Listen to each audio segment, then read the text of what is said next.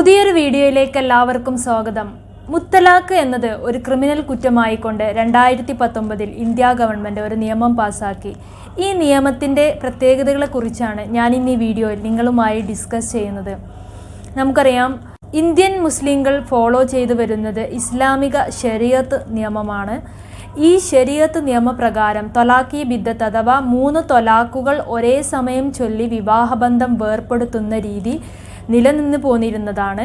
എന്നാൽ 2019 the Muslim women's rights and protection act 2019 പ്രകാരം ഇങ്ങനെ മുത്തലാഖ് ചൊല്ലുന്നത് ക്രിമിനൽ കുറ്റമായിക്കൊണ്ട് പുതിയ നിയമം നിലവിൽ വന്നിട്ടുള്ളതാണ്. 2019 ഈ നിയമം പ്രാബല്യത്തിൽ വന്നതിന് ശേഷം മുത്തലാഖ് ചൊല്ലുന്ന യുവാവിനെ പോലീസിന് വാറണ്ടില്ലാതെ അറസ്റ്റ് ചെയ്യാനും ജയിലിലടക്കാനുമുള്ള വകുപ്പ് നൽകുന്നുണ്ട് എന്നുള്ളതാണ്.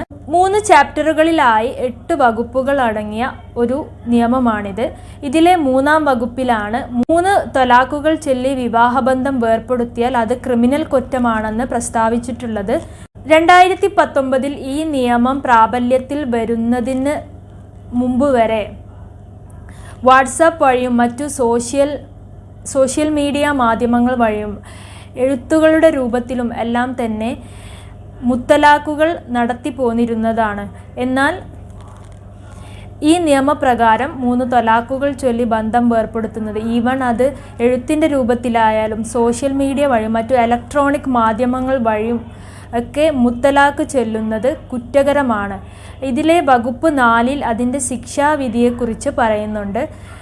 3 വർഷം തടവും പിഴയും വരെ ചുമത്താവുന്ന ഒരു ക്രിമിനൽ കുറ്റമായി ഈ നിയമം നിഷ്കർഷിക്കുന്നുണ്ട്.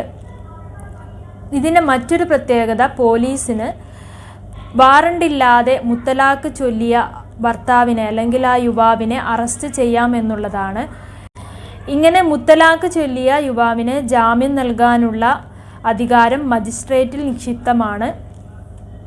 ഇനി മജിസ്ട്രേറ്റ് ഇവർക്ക് ജാമ്യം അനുവദിക്കണമെങ്കിൽ തന്നെ പരാതി കൊടുത്ത ഭാര്യ അല്ലെങ്കിൽ മുത്തലാഖ് നൽകപ്പെട്ട യുവതിക്ക് കോടതി നോട്ടീസ് അയച്ച് അവർ കോടതിയിൽ ഹാജരായി അവരുടെ ഭാഗം കേട്ടതിന് ശേഷം മാത്രമേ മജിസ്ട്രേറ്റ് ജാമ്യം നൽകുന്നതിനെ കുറിച്ചുള്ള തീരുമാനത്തിൽ എത്തൂ എന്നുള്ളതാണ്. അത്രയും സമയം വരെ ഈ മുത്തലാഖ് ചൊല്ലപ്പെട്ട യുവാവിന് ജയിലിൽ കഴിയേണ്ടി വരുന്ന സാഹചര്യം കൂടി ഉണ്ട് എന്ന് ഈ നിയമം പറയുന്നുണ്ട്. ഇതുമായി ബന്ധപ്പെട്ട നിങ്ങളുടെ സംശയങ്ങളെല്ലാം തന്നെ കമൻറ്റ് ബോക്സിൽ ചോദിക്കാവുന്നതാണ്.